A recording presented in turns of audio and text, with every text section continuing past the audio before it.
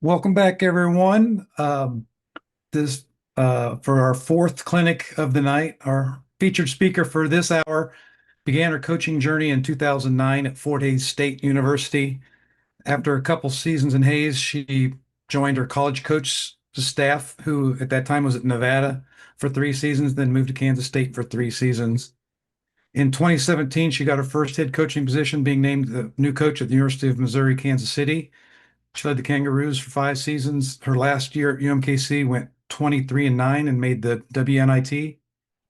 After that season, the Big 12 came calling, and she was named the head coach at Oklahoma State University, where she spent the last 3 seasons. She's been 60-35 and 2 NCAA tournament appearances in Stillwater. Please join me in welcoming Coach Jacie Hoyt. Welcome, Coach. Thank you so much for having me. I'm excited to be here. We miss you in Kansas City, though, I have to admit. Oh, I know. Trust me, I miss Kansas City. Um, and so I'm like, I have a question for you. You- for coaches that are watching that are looking to advance in their career, I have a couple questions. What you had just turned 30 when you got that first head coaching position. What are some of the things that the head coaches that you worked for did to help you development and prepare you to be a head coach? And then what are the things that you do on your own beyond that, that now looking back, you're like, I'm glad I did that. Has that been helpful since I've been a head coach? Sure. So I think that there's a little bit of a kind of a thought out there amongst a lot of coaches that it's the head coach's responsibility to prepare you to be a head coach. And I say that because as amazing as the head coaches were that I worked for, it's not like they were pulling me aside and, saying, hey, this is what you need to do, or this is why I do this. And so I think one of the ways that they prepared me was just by being themselves. And then it was really my responsibility to watch and listen and really listen. I mean, listen. Don't just think that you know what they're saying or assume that you know what they're talking about, but truly, listen and learn as much as you can from them. And I'm just grateful that I worked for two head coaches who were just so, authentic and just true to who they were. They were never trying to be anyone else. And then while I was really, kind of starting to get the thoughts that I wanted to be a head coach, I think that was when I kind of had a turning point of, I need to watch and listen, learn as much as I can from them, but also kind of take notes on the side of how I would maybe handle some of those situations. And I mean, I'm even talking, like little things like, okay, how do I want to handle Christmas break when I'm a head coach? Or how am I going to handle scout guys? Just some of those like little nuances that come with being a head coach. And I mean, I'm like a self-proclaimed nerd. I had my little notebook, my head coaching notebook, a couple years before I was a head coach, and I would just write those things down of, if I were in this situation, maybe it was a disciplinarian situation, just taking notes on how I would handle things if that were me. And then just learning as much as I could, from them. But that's kind of how I went about my journey. Tom? Well, I was going to ask you, Coach, are you 5 days into your practices? So we actually do things a little different. We are only on day two. We opted not to start last week. I'm a little bit unique in that, probably. We do what we call brand camp, which is kind of like our boot camp or hell week, if you will, 2 weeks before practice can officially start. And we go really, really hard during that week. And so what we do is the first official week of practice, we kind of actually scale back a little bit, let their bodies recover before we get back to it for official practices. So we just had our first official practice yesterday, and I'm just kind of old school in that way. When I played Division I basketball. We didn't get to start until October. And I just think that we put so much on our kids now. And I'm so blessed. I have the most hardworking team. I mean, these kids have been busting their butt since June for us. So, our goal is we want to play well into March. So we actually start a week later, just kind of feeling like, we've already put the work in. We don't need to panic. And we want to start just that week later, just to kind of give them a little bit of a mental reset going into season, because it's so long and it's such a grind. Troy, you don't know this, but we're on campus, or we were on campus for the last 2 days filming practice with coach and the team. And our guys said it's unbelievable. But I got two questions for you, and then let's turn it over so you can get going. Okay. One is your favorite drill. What's your one favorite drill? And then out of 100%, how much is skill development? How much is offense, defense, and maybe all in one practices? How do you categorize your flow of offense or your flow of practice? Yeah. So I would say it's not really a favorite because I like get really excited or love it, but it's a favorite because it's a necessity, I think, to just what we do, how we do things. And I'm actually going to go through that today on here. It's called penetration reaction. And it's really just teaching our kids how to play basketball, just unscripted basketball, just basic concepts. It's not an offense. It's just our concepts offensively, and where we need to be depending on where the ball is. So that's something that we do every single day.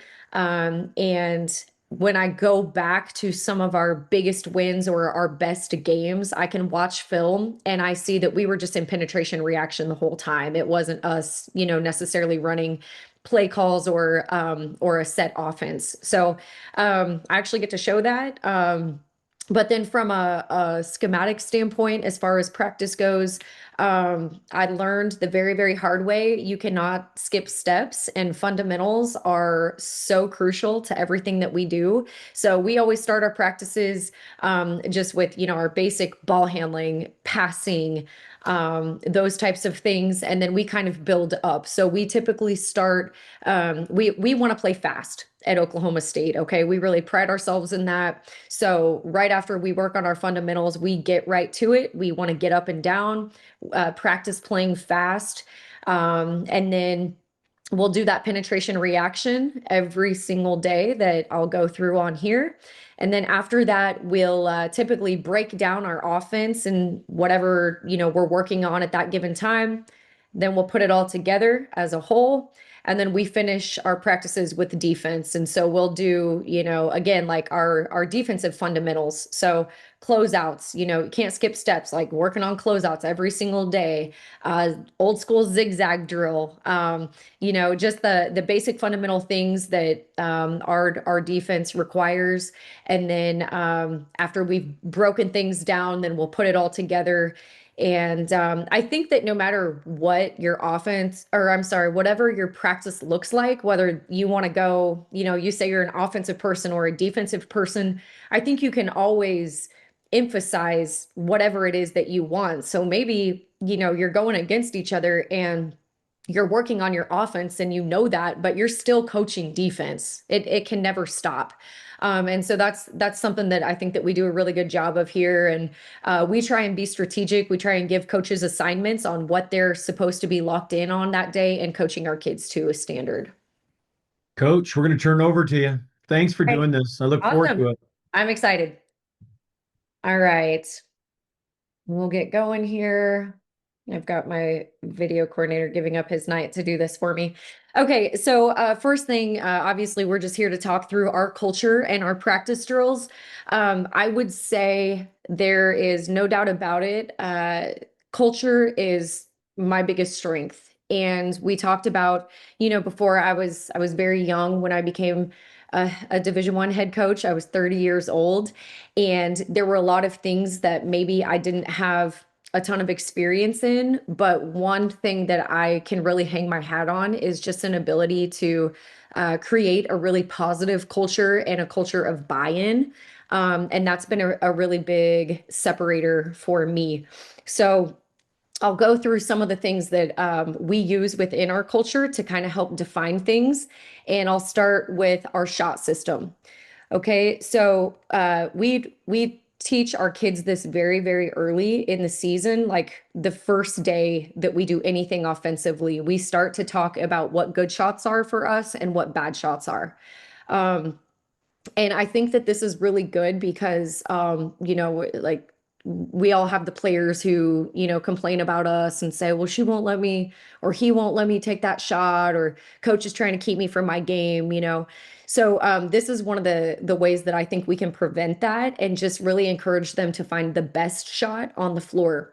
So first things first, we use numbers, and we say there is no such thing as a 10 in basketball, right? So like even in the pros and the NBA, they're missing dunks. They're missing shots that everyone thinks they should make because there's no such thing as a shot that's guaranteed. So the next best shot on the floor is what we call a 9, which is just, it's a 90% shot. It's a shot that we all know we can make 9 times out of 10. And those are the shots that individually we encourage our kids to practice and really master. A 7 is a shot we can make 7 out of 10 times. So it's, something that's in rhythm. It's within our offense. It's not a shot that's breaking offense. And then we've got 5s, which we really only want to take out of necessity. So, shot clock is winding down or some kind of dire circumstance, because a 5 for us is something we know we can only make 5 out of 10 times. And then a 3 is a third grade shot, and we never want those. So we have this shot selection chart, right? And we talk about it, but then what we started to realize was that not all 9s are equal, right? So we really encourage and empower our kids. If we have a really great shooter, we tell them that transition 3, for example, is a 9 for them. And we really pride ourselves in our 3-point shooting ability. And I think it's one of the best things that we do. And a lot of the reason is because our kids are really confident and we encourage them to shoot those shots early in the shot clock. But what has happened recently is we started finding that the empowerment was maybe not always great because sometimes we were passing up a 9 at the rim for a wide open 3. And so what we did was we decided, okay, we're gonna put a heat index to this. And that heat index looks like this.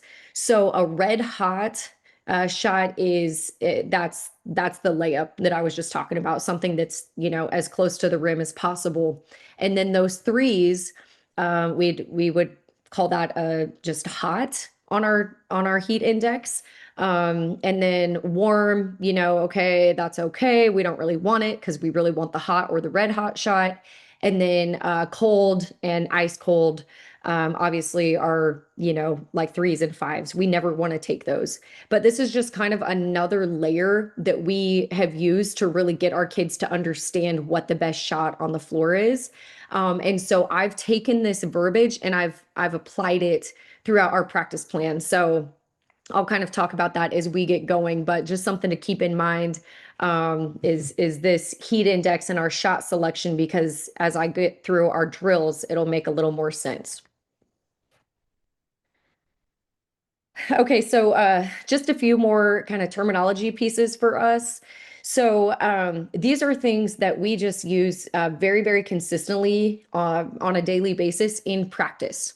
And our kids know what all of these things mean and what they stand for. So this sounds really very silly and elementary, but it's served us very well. We actually have a fake toilet that we put at our scores table. And beside that little fake toilet, and the toilet is like we got it at Walmart, just like a little potty training toilet. Okay. And it looks real. You can actually flush it and it makes the sound. But our kids know that when they walk into practice, that toilet is going to be there every day. And beside the toilet, we have a stack of papers and pen. And we tell them that, this is the place where we don't have to bring any baggage in, anything that's going on in your life.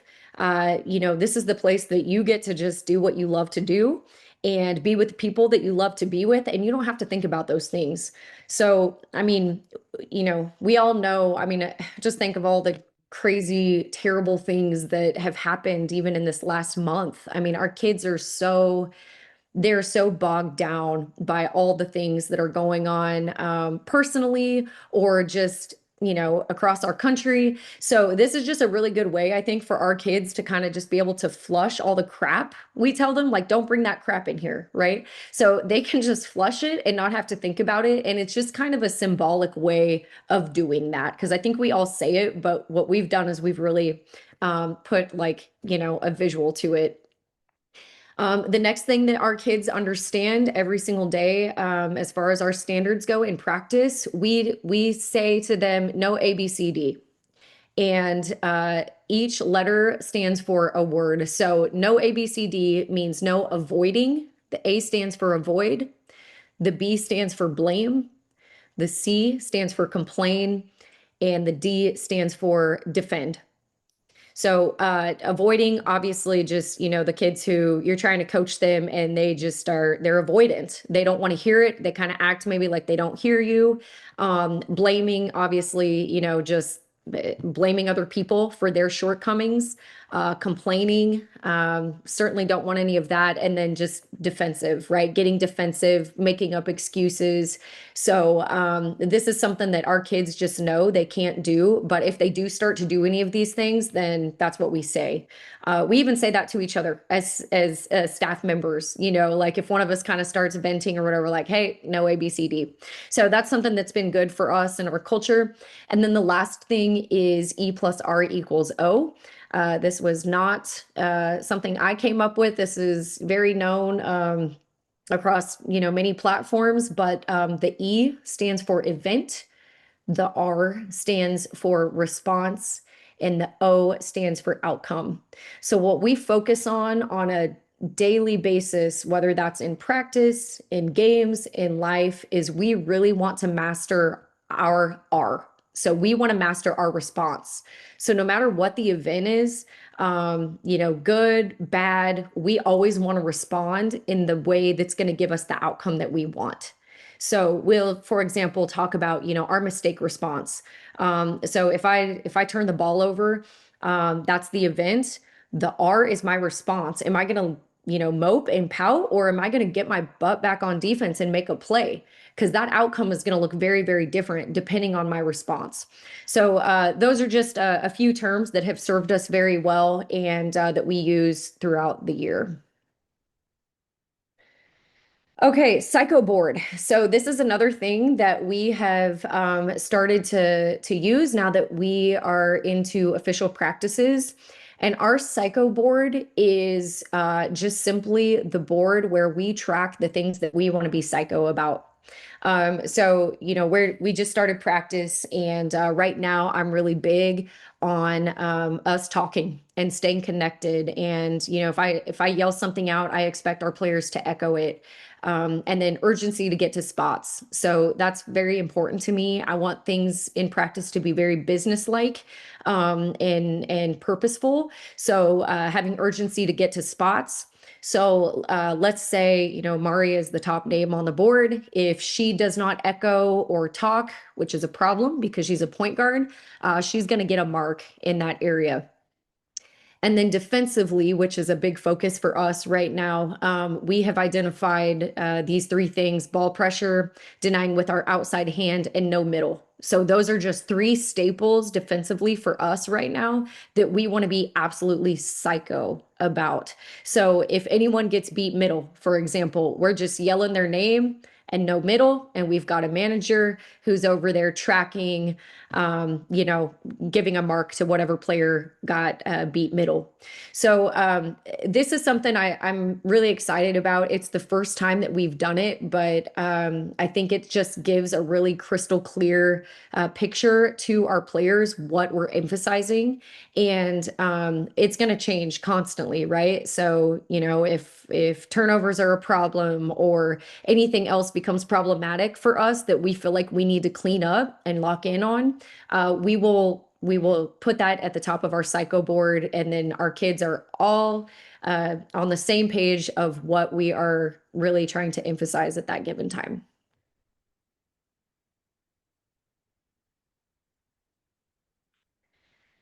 Okay, hype. So hype has been something that has served us very, very well. And I would say that the best thing about hype, which for us just means any positive energy, any positive interaction. Okay, so examples of hype would be high fives, chest pounds, celebrating each other. Like you see these bench celebrations right here. Just any positive thing that, of course, as coaches, we all want to have happen. We actually showed our team the video. I'm kind of blanking on what it's called, but if you just Googled Steve Nash MVP like touch or something like that, then you would find it. But basically, this video just explained how when Steve Nash won MVP in his first NBA season, he actually didn't lead any category statistically, but he did lead in touches.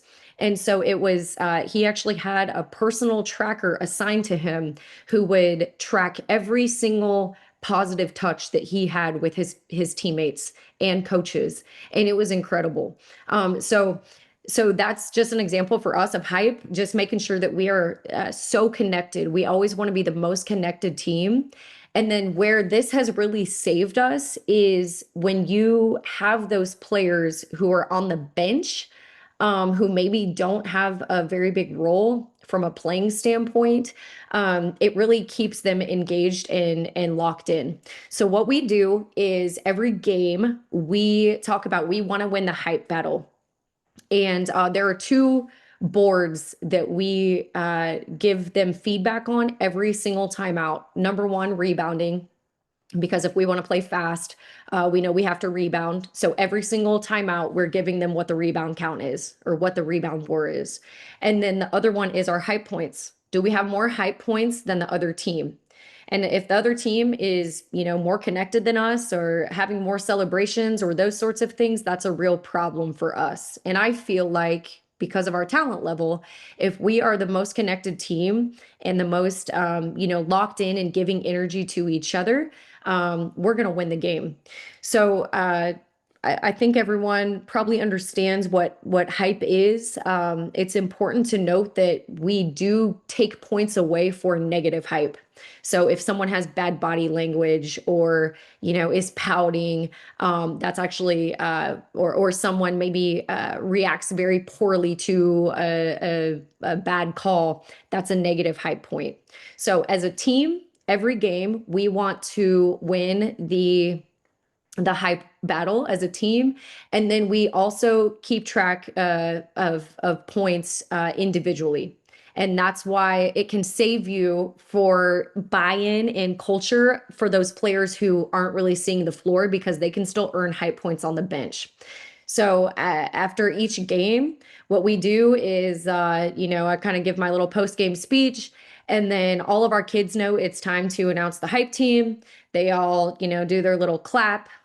We got this cowboy hat because we're the cowgirls. So we've got our little cowgirl hat that we give to the overall point getter. And then we take a picture, put it on social media. All of our kids want to see themselves on social media. So that's kind of how we go about that. And this is just an example of the sheet that we use in games to track it. So you see each individual player has a name, and then we're doing total points for our team and their team. So that is hype. All right, practice drills. All right, so this is something that we do. We call this mixed drills. And in our program, we talk every single day nonstop about fighting for your feet.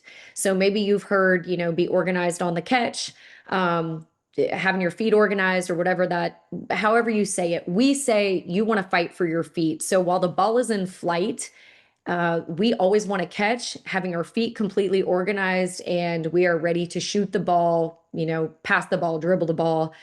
Basically a different way of also saying triple threat, but we say you want to fight for your feet.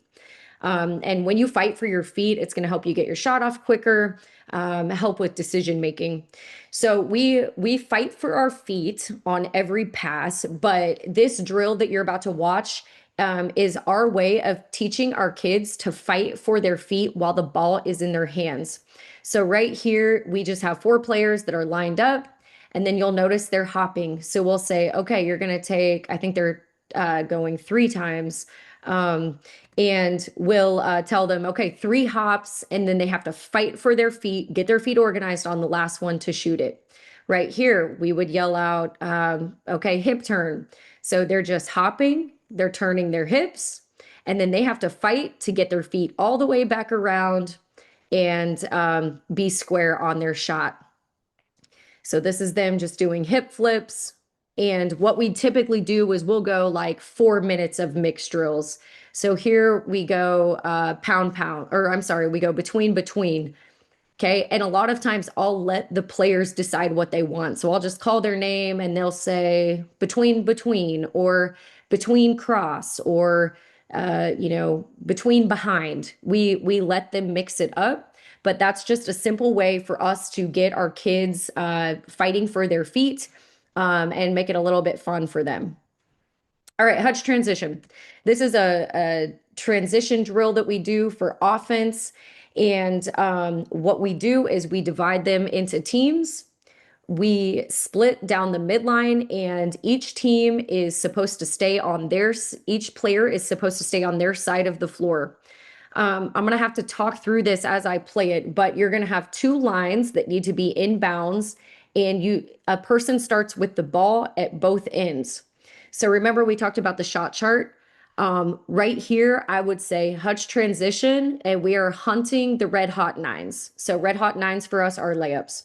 So the drill starts, we've got 2 minutes on the clock, and each team is supposed to keep track of their own points.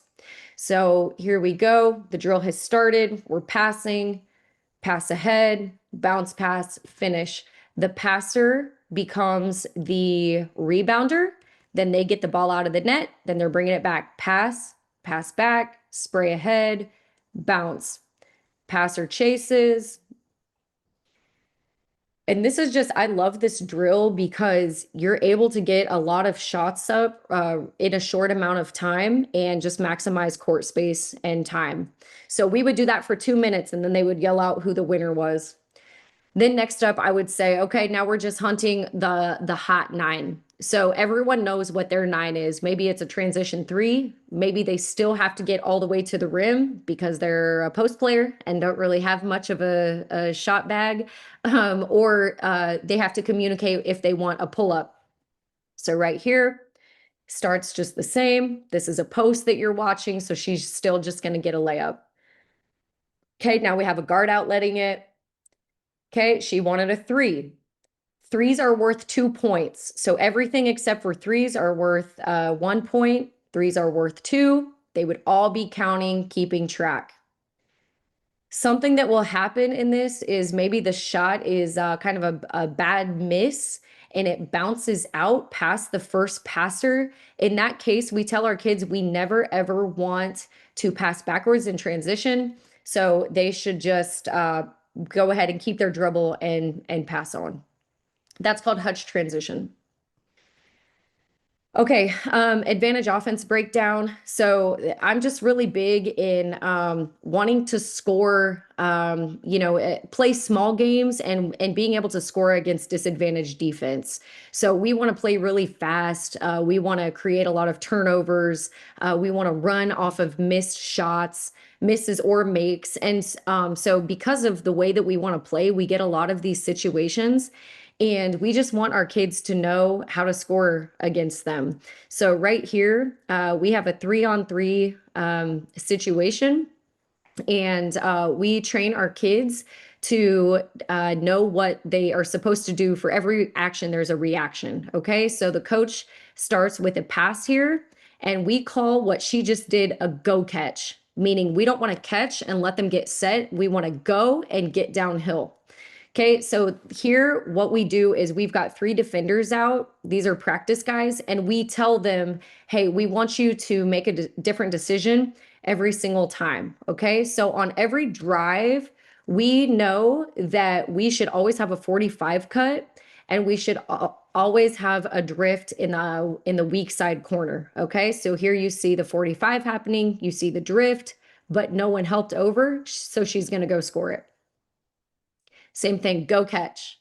Okay, they helped over now, so we've still got our 45, but because the help came from, because they helped over, we've got the drift pass. And so we'll score this, and we tell them, you should score every time.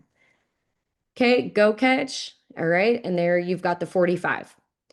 So you just saw 3 different looks. Okay, no one stops the ball here. That's important to make sure that you mix it up, because otherwise your kids will start to play the drill, and they always, every single drive, they need to go to score. So we'll do it like that. And then in this case, we're going to go same side drives. So this is a same side slot drive. The rule is that we want our big to circle and empty out to the weak side block underneath, and then same side wing pushes to the corner. Okay, so we tell them if they help off same side, that's where we've got our kick out 3. Go catch, they helped across, so we've got our dump off. Go catch, same side corner. We want to clean every miss. And then if, of course, if no one had stopped the ball handler, they would have got a layup. Okay, so this is the drill I was talking about earlier. Penetration reaction. So we do this a couple different ways. The easiest way to do it is to put a coach on the baseline, and then we put four around 1 here. Okay, so these are just the spots that we want to make sure that we always have occupied. This fits really well into our offense. So, you know, if we're on a fast break situation, these are the spots that we're going to have. And then our kids can just naturally flow into their offense. But we would start with 4 around 1, and we typically put the post ending up on the same side block. And then the coach will initiate the drill with a baseline pass. Okay, so I mentioned fighting for your feet earlier. So right here, number 13, she needs to fight for her feet on the catch. After she catches, each person should be yelling 1 more to make the extra pass. So we would say 1 more, 1 more, 1 more. You see how our kids are all clapping. Okay, now we just took, what we did was we took those small-sided games and we're turning it into big picture here. So we have a baseline drive. We know any baseline drive, we have to have a drift spot, we have to have our 45, we fill behind, and then we have our post player work up the lane. Right here, that's a great pass. We're okay with that shot. We like that shot. So 1 more, 1 more, 1 more, 1 more, drive. Okay, now she hits the 45. And so again, you've got your 4 scout guys out, and they're just making decisions. So this is just really working on decision making. And again, I like it because it's just basketball. These are just basketball principles. We say anytime the ball goes to the post, we want to dive on the weak side and lift. We tell our same side people to get to an open window. So we drill this into our kids' heads every single day. If this, then that. And we really want to emphasize getting paint touches. We'll, you know, compete against the guys for scores. We track kills in our program a lot, which is 3 in a row of anything. So maybe I'll say, okay, we're looking for 2 kills, or 2 paint touches. We really, really emphasize within this drill, making sure that our kids are playing off 2 feet. Okay, focus free throws. This is just a simple way to work on your free throws on a daily basis. You know, free throws are kind of one of those things, like we all need to work on them, but it's hard to work on them in practice. So what we have right here is players are at every single goal. If we didn't have all these goals, which happens to us in our main gym, we would just put half and half at the main goals. All right, so the goal is you've got 2 minutes to make 10 free throws in a row. The next person cannot shoot until the person before them has shot. On each make, every single person on the team is keeping count. If the team is not counting or paying attention, they have to start over. So it just keeps them all engaged. And as you can imagine, when that number starts to get up to 6, 7, 8, 9, 10, the pressure mounts with each shot. So I really love it because you get a lot of pressure free throw situations on a daily basis. And this is just kind of something we do after we, get up and down a little bit while they're tired. I like to put them on the free throw line while they're tired. And it's pretty cool because you see them celebrate. You see different people who aren't very good free throw shooters, who have the pressure of making that 10th one. So that's called focus free throws. And again, if we didn't have all those baskets, we would just put the team half and half, and it would go a little bit slower. This typically is a little bit quicker because we have so many baskets. Okay, hunt the nine breakdown. So again, nines, right? Nines for us are those highest percentage shots that we want at the rim. So this is a drill that we've been doing. It's been really good to us. I love it. It's one of my favorites. And what we do is we put our kids in the spots that they need to be running. So we have in our program, we talk our terminology and transition is racer, pacer, spacer, and rim runner. Our rim runner is our 5 or the first person who can go get a layup. Okay, so rim runners are typically our 5s. Our spacers are obviously our guards who are supposed to be spaced out very, very wide. We always have cones on the floor. Our pacer is the person who takes the ball out on makes. So that for us is our 4. And we tell them our pace is only as quick as you can get it out. And then our racer is the point guard. It's the person who's got the ball in their hands.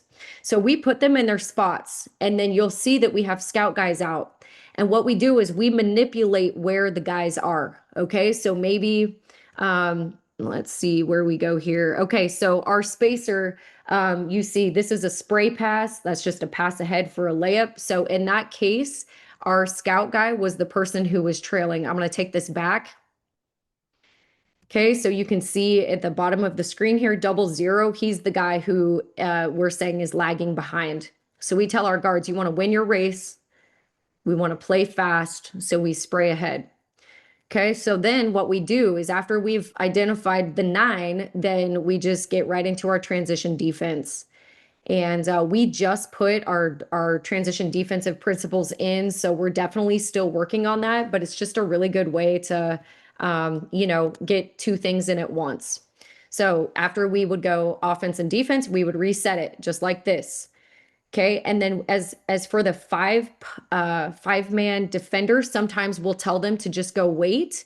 And in that case, our bigs know that they need to go bury. They don't have an advantage, but they can bury and they can seal a passing lane for our point guards to just go get a bucket just like that. Okay, then we get right into our transition defense. All right, last one more here. Okay, our rim runner gets the layup, and then we're working on picking up. Is this the 3 trips one? Okay, so then we would play defense. All right, and then what we did today actually was we just added a 3rd trip to it. Okay, so here we go. We're gonna hunt the 9. We call it hunt the 9. So we hunt the 9.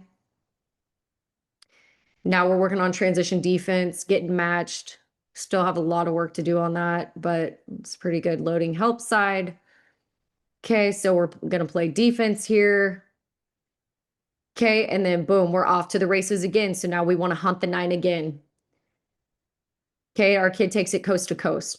So what was happening before we started doing that drill was we were settling for a lot of 3s, and I just didn't really like that. I didn't feel like our kids were looking interior, trying to score at the rim. So we call that hunt the 9. And we just want to hunt 9s, which is the highest percentage shot in our program. Okay. Minus drill. So again, as you can tell, we're really big on advantage or disadvantage drills and getting our kids to understand how to play through those situations. So this is a drill that is really mostly designed for you defensively when you're at a disadvantage, but you're also working on offense as well.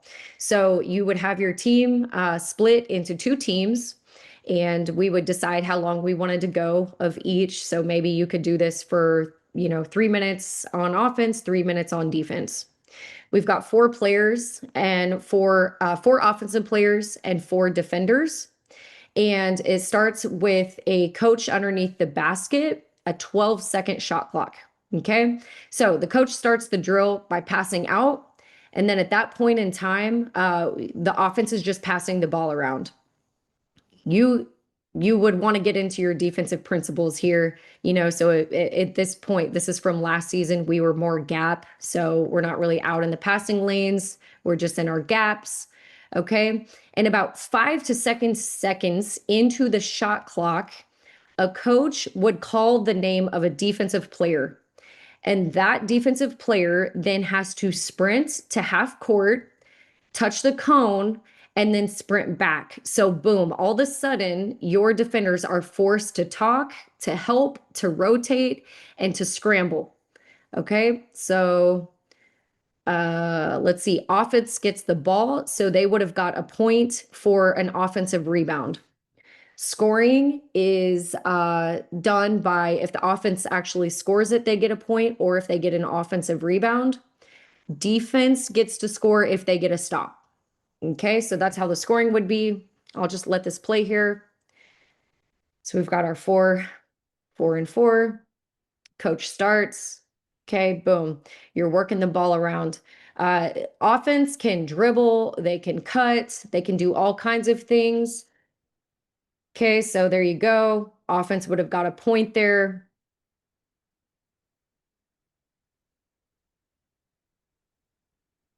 Okay, working the ball around.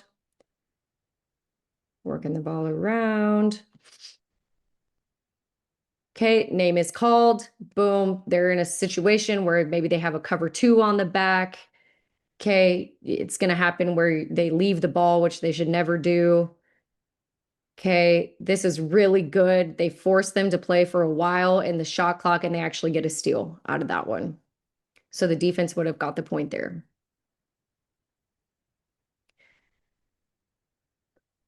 Okay, so offense moving the ball around. They should be talking, sprint, and defense got the point there. So we call that minus drill, and that's just really good for, again, if you're trying to kind of just get your defense going, get them to turn up, get them to understand playing in disadvantaged situations, helping each other out, rotating. And then for your offense, just finding the open man, right? So that's a terrible pass. So you're also working on your offense as well. All right, this is just one more drill here I'll go through. We either start our practice, I should have put this sooner in the slide, in the presentation, but we would either do this or Hutch transition at the start of every single practice. So we love to play fast, and it's what we've got to do on a daily basis to be good at it. So we call this spray layups.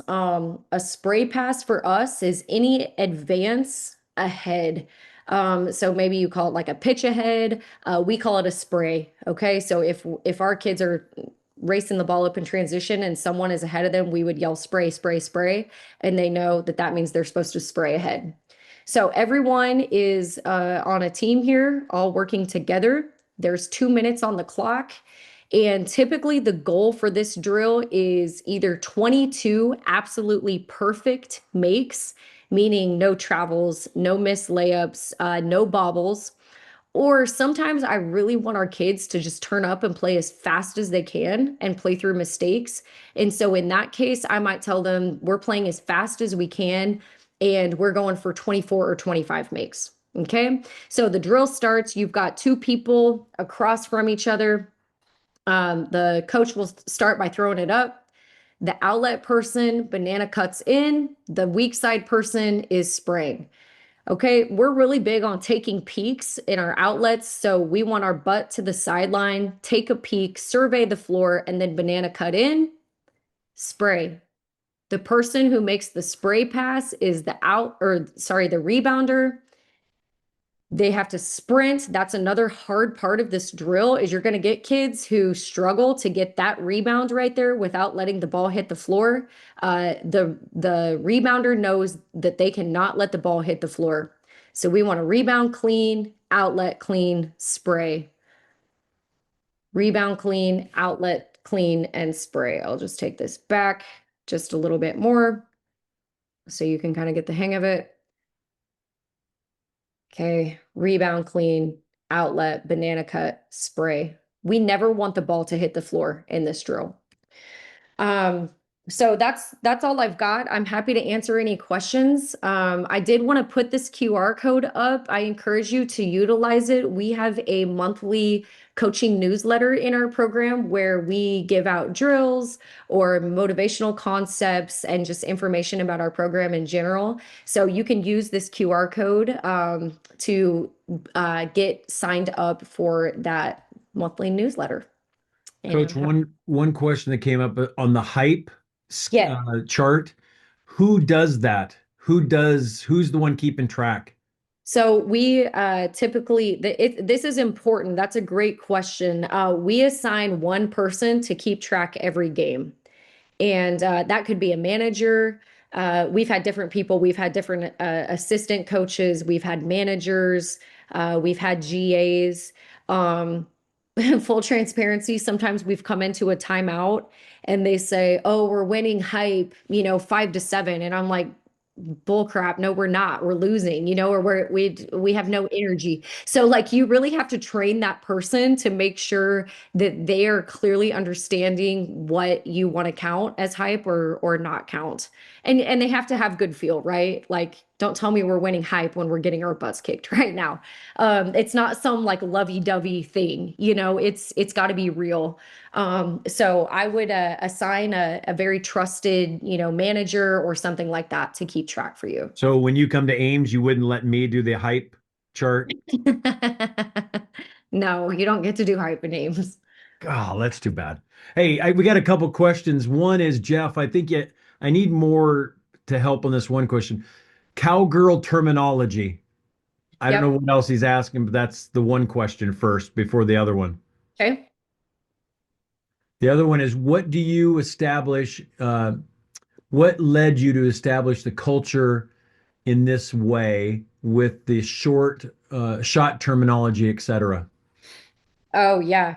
Well, I just think you want to go to the shot chart. I mean, I get sick of beating my head against the wall, taking bad shots. I mean, if you're taking a contested shot, that's not a 9.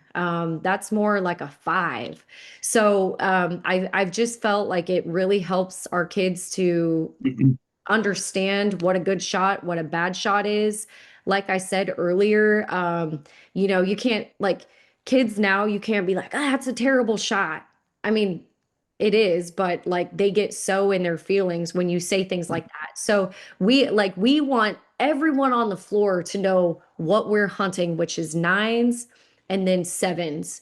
And so you eventually want your kids to get to where they're like, oh, that's a 5 or that's a 3, and kind of coaching each other. That's been kind of an evolution of it. But really what led me to define it this way is just me not wanting to be frustrated with the shots that our kids are taking and wanting them to know what we feel like is the best shot on the floor, passing up the good shot for the great shot. And so this is ultimately what we settled on, and the heat index is something that has most recently really helped us as well. Could you go through the cowgirl terminology one more time, maybe? Sure. Yep. So again, these are just, I mean, we have I love terminology. We have so many different sayings in our program. I could have a whole presentation on that, but these are just 3 things that we just have on a daily basis that our kids are well aware of. So again, we've got our toilet.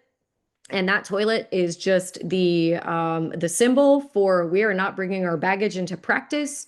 If you are coming in, your girlfriend broke up with you, your boyfriend broke up with you, or you just failed a test, or I don't know, grandma is sick in the hospital, like whatever that baggage is, we don't want to bring that into practice with us.